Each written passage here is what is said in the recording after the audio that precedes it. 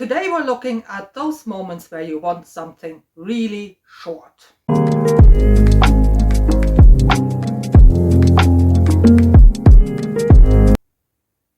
Hello and welcome back to my channel. My name is Angela, and yes, today I'm looking at 10 very short books. They're all under 200 pages and they're all standalones. Bar one is a little bit longer, but I wanted to include it, and also I wanted 10 short books. So yeah, I cheated a little bit. But let's get to the books. So the first one is this one, Neil Gaiman, The Ocean at the End of the Lane. And yes, you're right, this looks much bigger than 200 pages, but I think the text itself is definitely under 200 pages, because this is the edition with wonderful illustrations by Elise Hurst. And yes, there are plenty of them, and like you can see here now, I think every third, fourth page is a full page illustration, and then you have a lot which are just half a page. And when you want one, you can't find one. Well, here you go again, another full page. There you see. So on some pages there isn't much on the page. So the text is definitely under 200 pages. So what's it about? It's about a guy who goes back to his childhood town for a funeral and then takes a walk with his sister through the town and starts remembering a scene from his childhood. And yeah, in those scenes he starts remembering, that's where the, so to say, magic happens. So it's part a portal fantasy where he's transported into another dimension, but it's also part kind like an intrusion fantasy where this magic from the other dimension comes into his world. And in some respects, he is the one who actually transports it back into his world. And yeah, his big problem is actually how to get rid of some of those magical events, because they're not just intrusive, but also almost a bit life-threatening. And that's what the story is about. The themes are things like memory, but also identity, the question how our adult self is different from our childhood identity and why that might be the case. And yeah, can we get something back of our childhood, or is it just a memory that then ultimately might be lost? The next one is this by Amal El-Mohtar, I hope I pronounced this right, and Max Gladstone. This is How You Lose the Time War. So this is just under 200 pages, 198, and it's a really wonderful book where we follow two super agents who are time traveling through the universe to conquer and alter certain worlds for their respective empires. And they're also supposed to work against each other, but as things go, they eventually fall in love by leaving messages. At first the messages are very taunting to the other one, no, like I'll get you, but they get more and more flirtatious with time, and yeah, at some stage they're just declarations of love. It's a wonderful imaginative book when it comes to how those two are leaving the messages. I will just give you one example because I don't want to spoil too much, but in one instant, one is growing a tree in a certain way so that when the other one then comes to the tree, can fell the tree, and the rings of the tree, the growth rings, then will spell a message to the other person. And that's just one example of how inventive and quirky those two agents get to get messages across the universes and time to each other. So it's part space opera, parts about colonializing other worlds, but also, and this is probably the most important aspect of this book, it's about love conquering all. The next one I've talked about before, and that is Samuel R. Delany, Babel 17. This is again a sci-fi book. We're again somewhere in space, and we're dealing with like an alien invasion, so we have to find a means to communicate with those aliens. But also this novel is about, yeah, basically weaponizing linguistics, because Babel 17 is a language, and not just that, it is a language as a weapon. And this is what the book is kind of like having as its main theme: communication. How do we communicate? Who do we communicate with? And yeah, what happens when we use language as a weapon? And this is almost as long as the previous one, just a tiny bit shorter, 192 pages in this edition. The next book is not so much fantasy or sci-fi, but more something like a myth retelling. And this is Margaret Atwood, The Penelopiad. This is a retelling of the Odyssey, but this time from the viewpoint of Odysseus' wife, Penelope. And yeah, Penelope, who is left at home, and time goes on, and more people arrive at her house, at her court, saying you should remarry, just face up this, that your husband is dead, and remarry.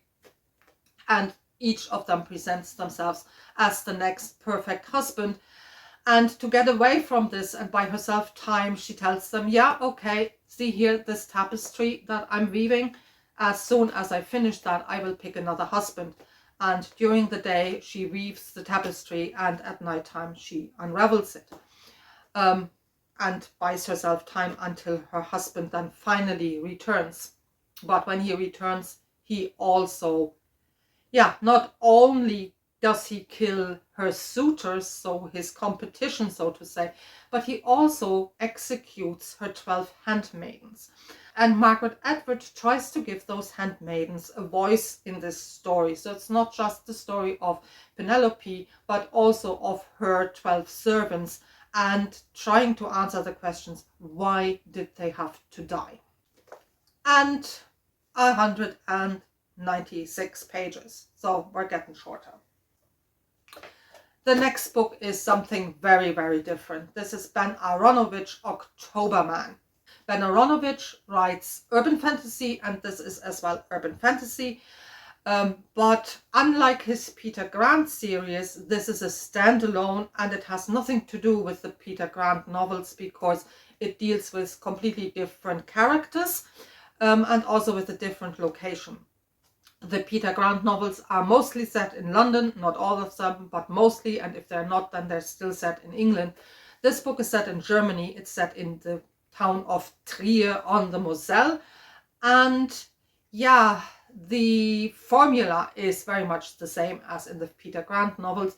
So here we follow a German detective who as well is trained as a magician, can detect the supernatural or the magical, and is involved in a special unit that deals with magical cases.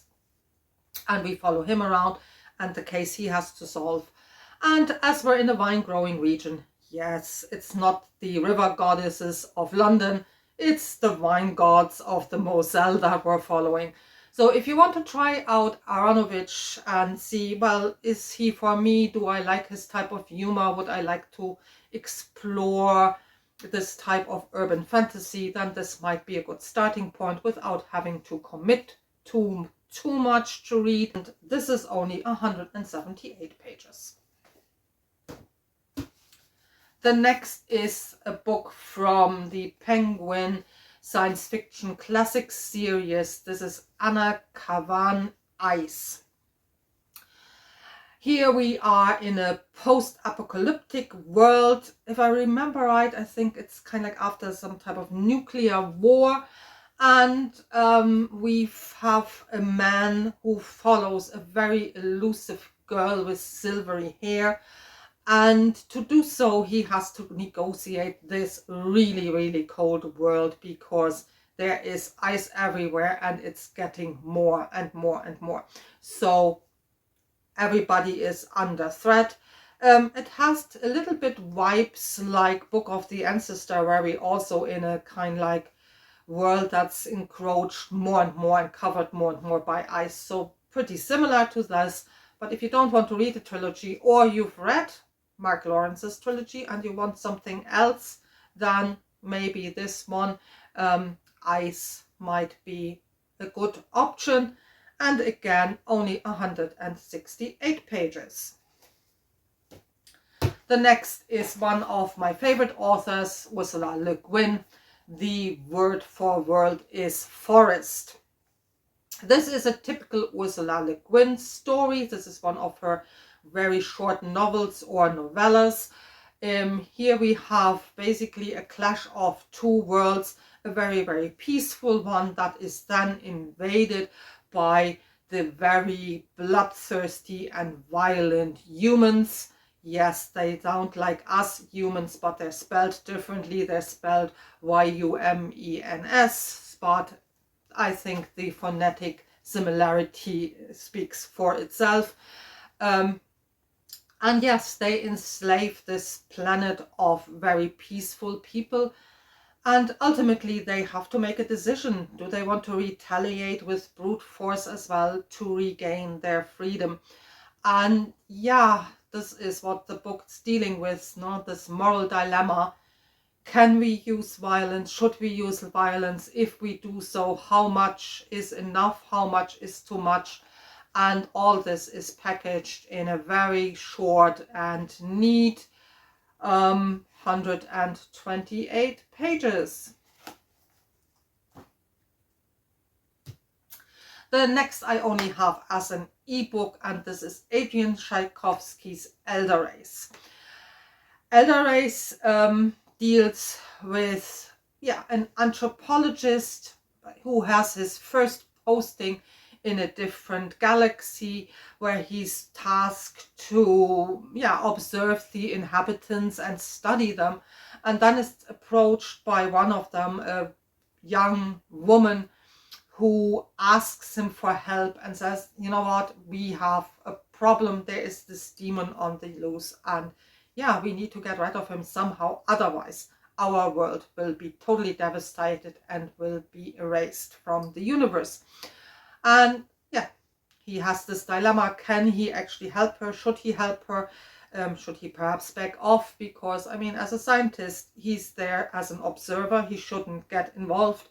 And that's basically what this is about. And again, it's super, super short. Again, 126 pages. My second last is John Gardner Grendel.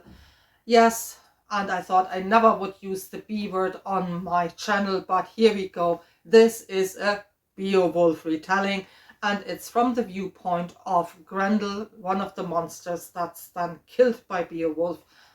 And that's all that you need to know about it. So if you're a Beowulf fan, or even if not, but you want to know kind of like what's all the fuss about, but want something that's more modern than Beowulf, then I would highly recommend Grendel. And again, super short, just 123 pages. And my last book on this list is where I'm cheating just a little bit, but I hope I will be forgiven, because it's a wonderful book. It's a tiny bit longer than 200 pages, but I still wanted to include it because, as I said, I want to have 10 books, but also this is too good to leave it out. And this is, of course, Susanna Clarke's Piranesi. A book where one can't say much about it without spoiling it. Just the basic setup. We meet Piranesi. We follow him around. He is in this vast house that is basically all he knows. That's his world. There is no outside to this house. At least at first we think there is no outside to this house. And there's only one other person with him in this house, and he calls this person the Other. The house is just splendid. It has innumerable statues. There is one room after another. There are columns, there are high ceilings. The basement has an ocean, and it's just a fabulous world we are in when we are reading Piranesi. The characters are also really very well done. And there's of course a bit of a mystery to it as well, because who is Piranesi? And yeah, is there really just this house in this world? And as I say, it's a joy to read. It's written in a very lyrical language, and just too good to be left off this list. I hope you're finding a little bit that might interest you for those moments where you need something that's a bit shorter, where you kind of like in the middle of a vast series and you look at the next big book, yeah, the 10 big ones, for example, and you say, well, I need something that's a bit different. So maybe there is something for you in today's roundup. Thank you for watching. Happy reading and all the best.